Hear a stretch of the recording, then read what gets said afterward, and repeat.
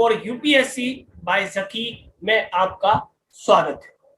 आज हम जिस विषय पर चर्चा करेंगे वो है ईएसए अर्थात यूरोपियन स्पेस एजेंसी का एरियल अंतरिक्ष मिशन।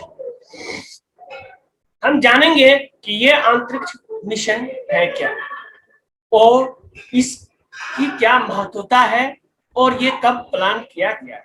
तो चलिए चलते हैं, हम लोग देखते हैं कि ये अंतरिक्ष मिशन है क्या। तो ईसा का एरियल अंतरिक्ष मिशन, तो ये जो अंतरिक्ष मिशन है ये मुख्यतः जैसा कि मैंने बताया ईसा अर्थात यूरोपीय स्पेस एजेंसी या जिसको हम हिंदी में यूरोपीय अंतरिक्ष एजेंसी कह सकते हैं, ने औपचारिक रूप से ये ऐलान किया है कि वो एरियल अभियान या एरियल मिशन पर काम कर रहा है और बनाएगा। एरियल मिशन बेसिकली वो है जो एक्सोप्लैनेट की प्राकृतिक संरचना उसके विकास पे अध्ययन करेगा। जैसा कि आपको मैं बता दूं, अब तक तकरीबन 4000 से अधिक एक्सोप्लैनेट के अस्तित्व की पुष्टि हो चुकी है, यानी विभिन्न विधियों द्वारा उसकी पुष्टि हो चुकी है कि वर्तमान में 4000 से अधिक एक्सोप्लैनेट मौजूद है, जबकि अन्य हजारों उम्मीदवार एक्सोप्लैनेट जिसको कहते हैं कैंडिडेट एक्सोप्लैनेट हैं, जिन्हें एक्सोप्लैनेट होने पर निश्चित रूप से कहने के लिए और अध्ययन की आवश्यकता है, यानी अभी हम उसको नहीं कह सकते। जैसे कोई एक विधि से आपने उसको पता किया कि ये एक्सोप्लैनेट हो सकता है, लेकिन हो सकता है कि उसको दूसरी विधि से भी जांचा जाए कि क्या ये वाकई में एक्सोप्लैनेट है या नहीं। तो हम कौन सी विधियां हैं इस पे भी आज चर्चा करेंगे, लेकिन उससे पहले आप हमारे चैनल को सब्सक्राइब कर लें और इस वीडियो को ज्यादा से ज्यादा शेयर करें कि जैसा कि मैंने पहले ही बताया है कि जो मैं आपको दे रहा हूं ये अन्यत्र हिंदी में तो कहीं नहीं मिलेगा, इंग्लिश माध्यम में मिलता है, जो नेचर साइंस, एस्ट्रोफिजिक्स, physics.org ये सारे वेबसाइट पे आप जाएंगे तो मिलेगा। लेकिन हम जानते हैं कि हिंदी माध्यम के छात्र और इवन इंग्लिश माध्यम के छात्र जो सिविल सर्विस की तैयारी करते हैं उनके पास इतना वक्त नहीं है कि आप इन सारे चीजों का डीप में स्टडी कर सकें। तो इसीलिए जो आपके पीटी के लिए महत्वपूर्ण है, जो मुख्य परीक्षा के लिए महत्वपूर्ण है, उस सब पे मैं वीडियो दूंगा, लेकिन उससे पहले आप हमारे चैनल को सब्सक्राइब करना न भूलें। तो चलिए देखते हैं। तो हमारे पास जो हमारा ग्रह है पृथ्वी, इसका सबसे नजदीकी जो एक्सोप्लैनेट है वो है पायरक्सीमा सेंचुरी बी। पायरक्सीमा सेंचुरी बी ये तकरीबन हमारे पृथ्वी से 4.2 प्रकाश वर्ष दूर है। जैसा कि हम जानते हैं कि प्रकाश वर्ष जो होता है वो खगोलीय दूरी मापने का एक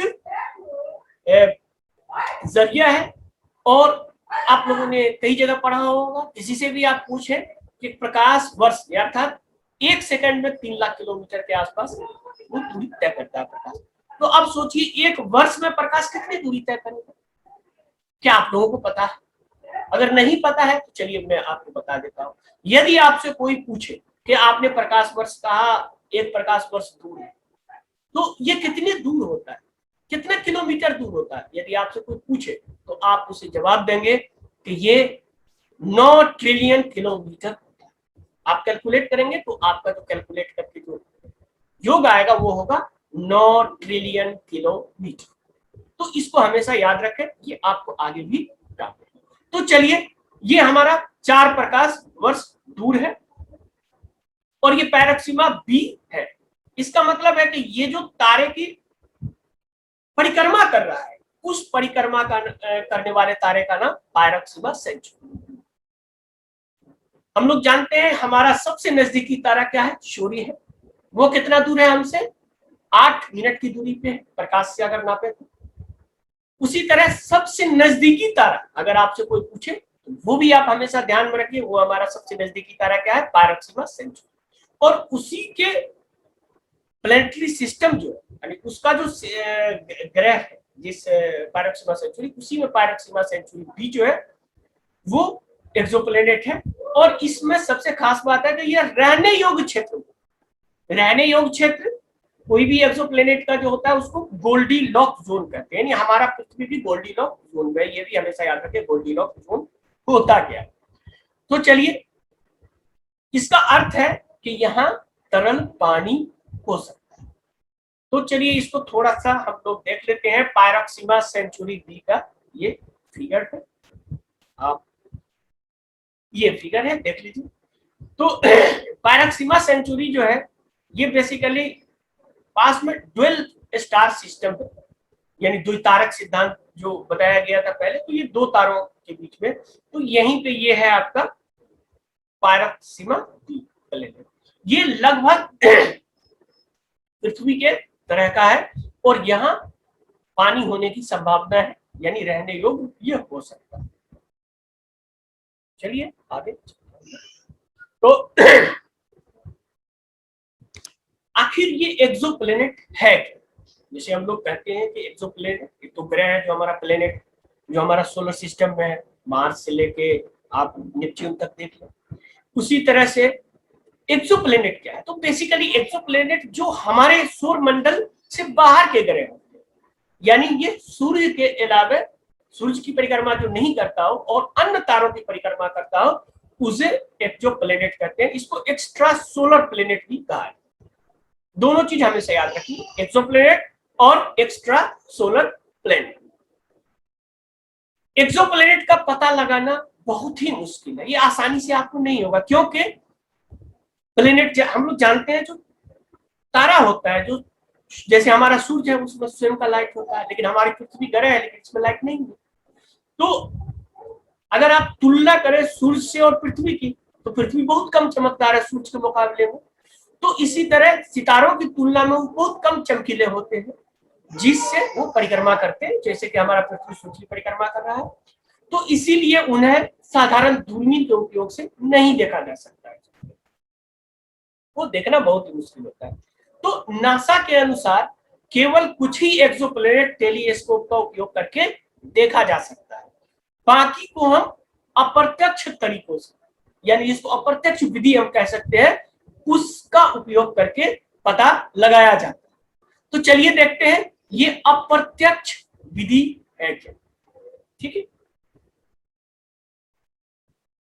तो ये एक्सोप्लेनेट का पता कैसे लगाया।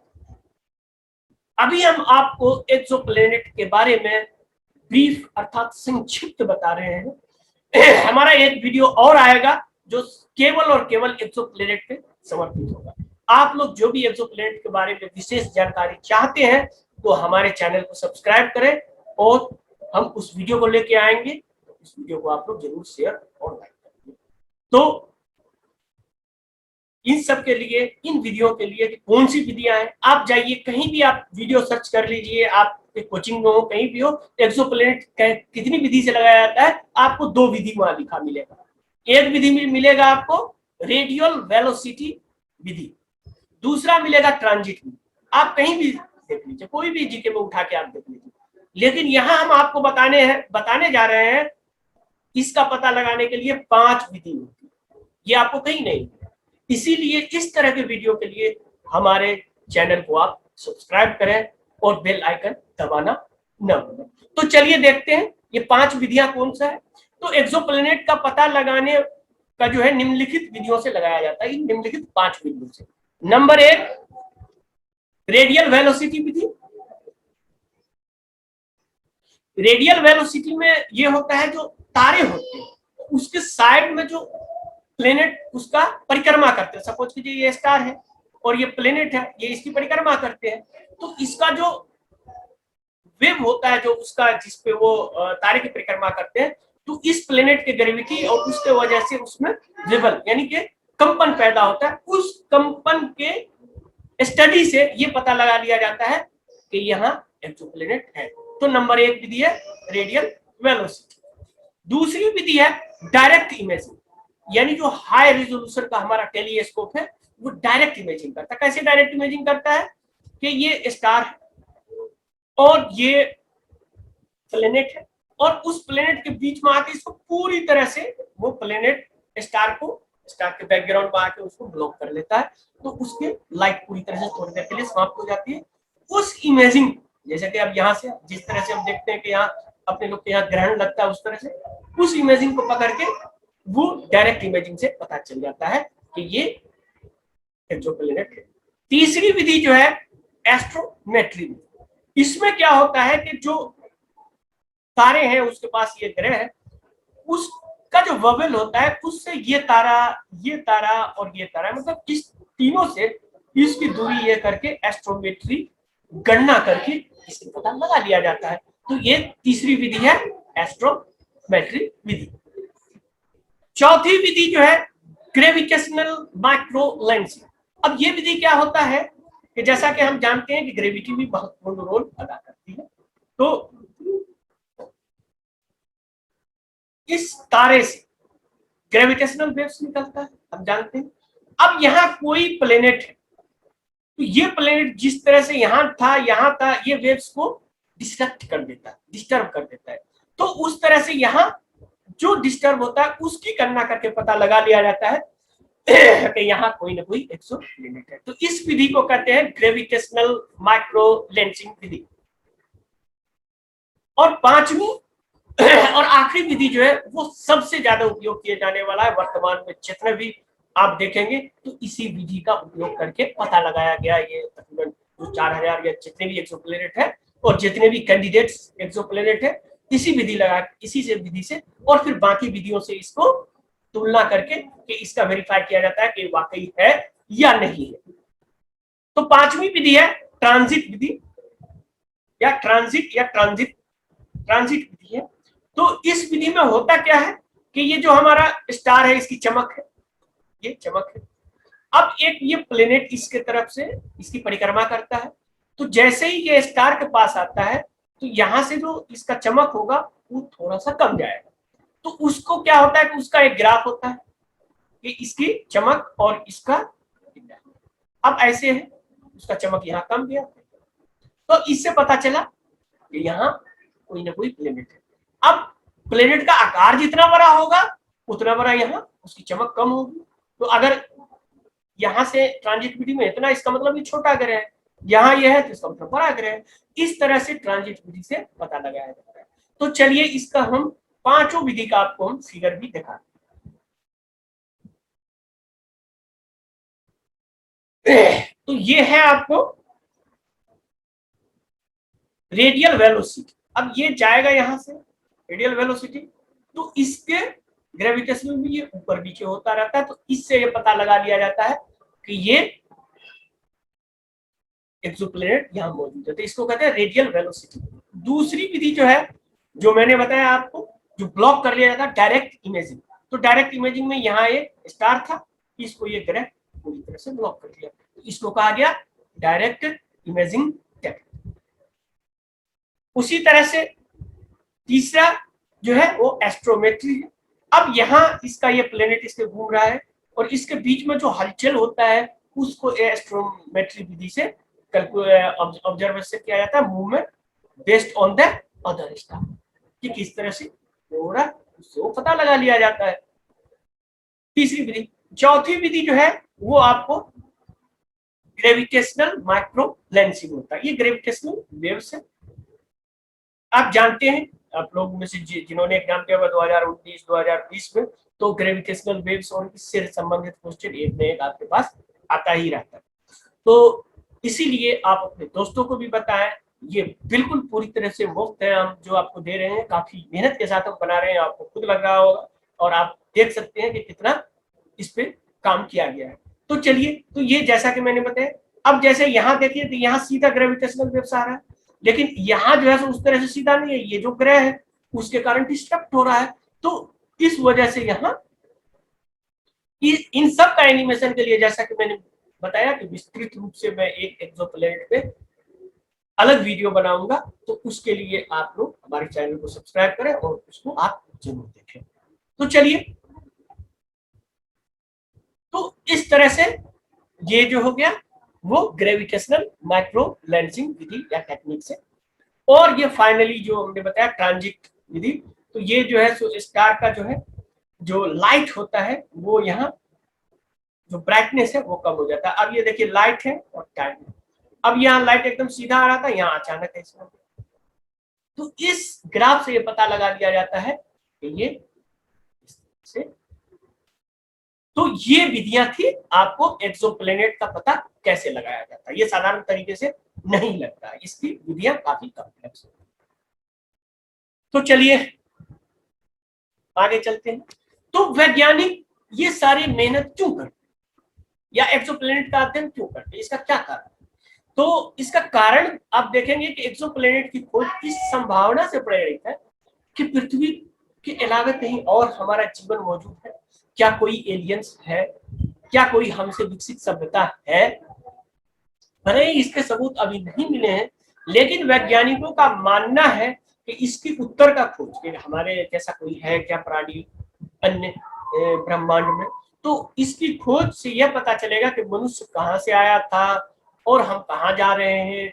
जिस तरह से गॉड पार्टिकल की भी बात हम लोग करते हैं कि इंसान आखिर जैसे कि हम जैसे कि आप जानते हैं कि बहुत सारा जो जीवन की उत्पत्ति है उसमें कि अंतरिक्ष से जीवन आया, तो क्या कोई विकसित सभ्यता है अंतरिक्ष में? इन सब प्रश्नों के उत्तर के लिए वैज्ञानिक इसका अध्ययन करते हैं, इसके लिए विशेष प्रयास करते हैं। तो चलिए अब हम लोग जानेंगे एरियल स्पेस मिशन के बारे में। एरियल स्पेस मिशन आखिर है क्या? तो अगर हम देखें एरियल स्पेस मिशन का जो फुल फॉर्म है, एरियल तो शॉर्ट है, उसको बेसिकली कहते हैं atmospheric remote sensing infrared exoplanet large survey. इसका हो गया atmospheric remote lensing infrared exoplanet large survey, उसी को शॉर्ट में ARIEL एरियल कहा।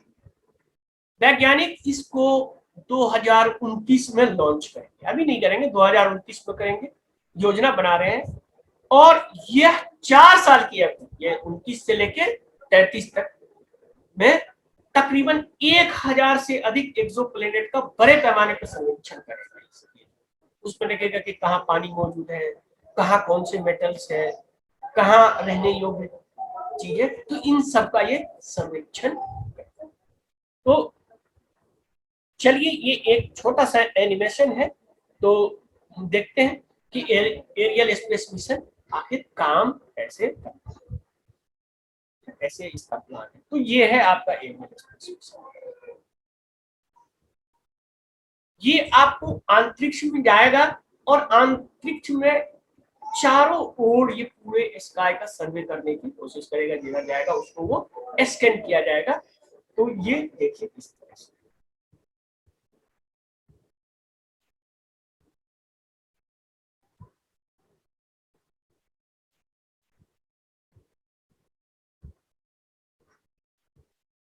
ये आप इसको ऐसे देख सकते हैं।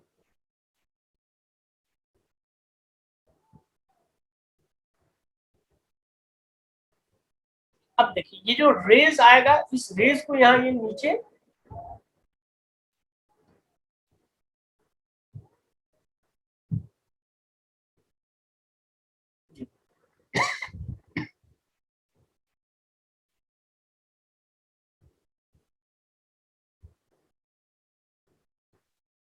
अब ये जो रेज आएगा उस रेज को यहाँ ये स्पेक्ट्रोमीटर से एनालाइज करेगा और एनालाइज करके पता करेगा कि एक्सोप्लैनेट की प्रकृति कैसी है, उसका सर्वेक्षण करेगा।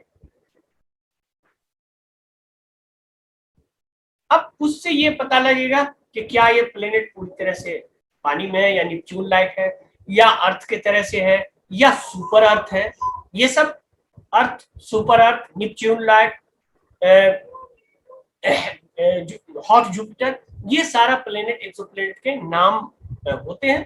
तो जैसा कि मैंने बताया कि एक्सोप्लैनेट के लिए एक विशेष वीडियो बनाएंगे, उसमें आप लोग उसके बारे में विस्तृत रूप से जानेंगे। तो चलिए यहाँ एरियल मिशन के बारे में हम लोग चर्चा कर रहे हैं। तो ये इस तरह के प्लेनेट आपके पास,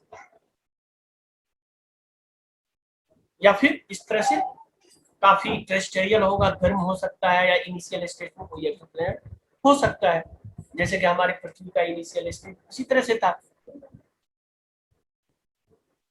उसी तरह से कोई प्लेनेट ऐसा होगा जो काफी फ्री जोन में होगा, काफी ठंडा होगा, तो टेरेस्टेरियल होगा। उसी तरह से कुछ प्लेनेट जो होंगे वो केवल मीथेन वाला होगा, जो एकदम आपको देखेंगे ग्रीन। कुछ हॉट जुपिटर होंगे, जुपिटर के समान होंगे।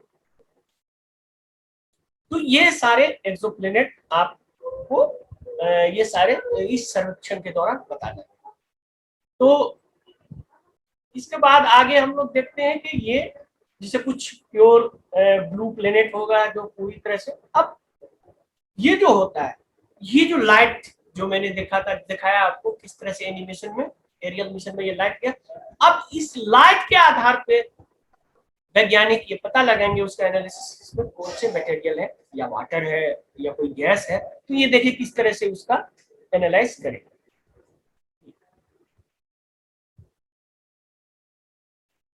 अब देखो, अब अगर इसका वेवलेंथ इस तरह से आएगा यहाँ तो कहेगा वाटर है, फिर अगर यहाँ आएगा तो ये देखिए सबका ये अलग अलग तरीके से दिया है।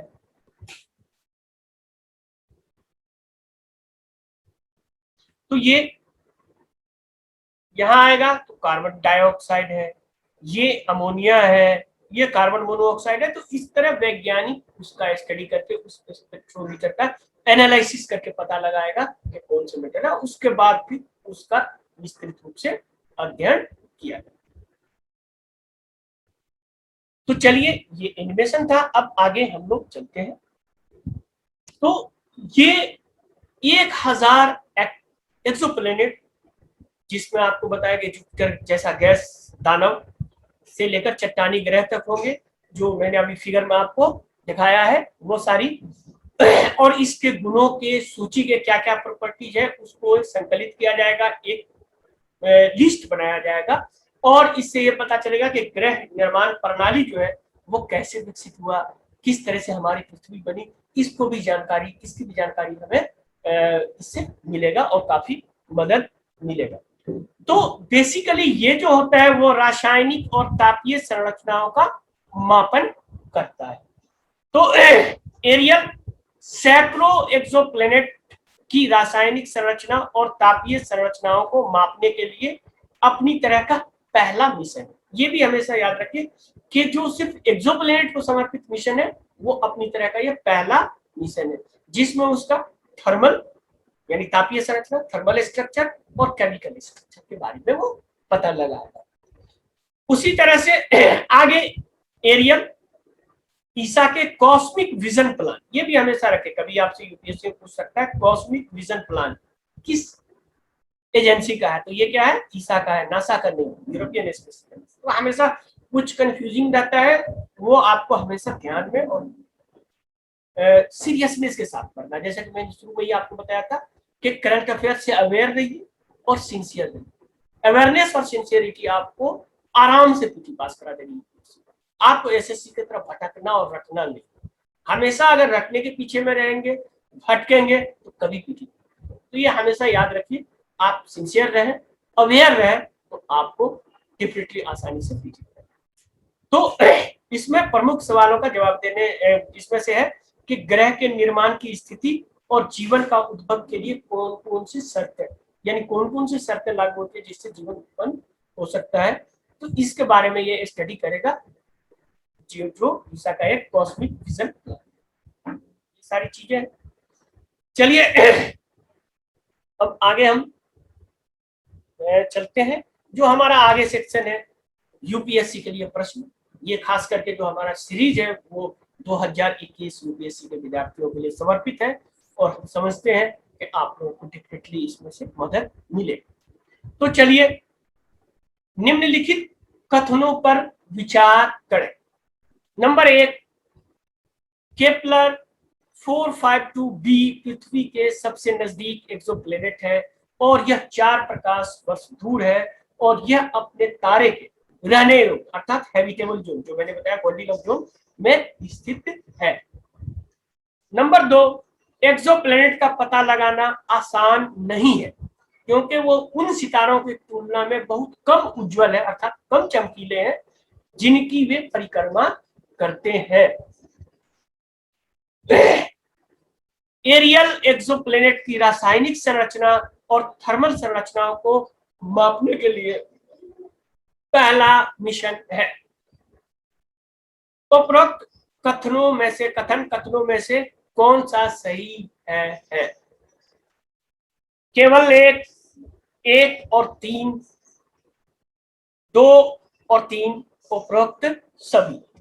अब इसका उत्तर आप हमारे कमेंट बॉक्स में लिखें। हम समझते हैं जो भी सिंसियर स्टूडेंट है, अब आना उत्तर शुरू हो गया है, बहुत सारे आप लोगों ने सब्सक्राइब भी किया है, और हम समझते हैं आप लोग इसको जल्दी से जल्दी 1000 अगर सब्सक्राइबर हमारा पूरता है तो हम आपको विस्तृत और प्रश्न आपको यूट्यूब के किसी माध्यम से, आपको कम्युनिटी के माध्यम से पहुंचाएंगे, और आपको आसानी करने में कहीं भी आप रहे, चाहे झारखंड में हो या तमिलनाडु में हो या कहीं भी हो, आप इसको आसानी से एक्सेस कर सकते हैं।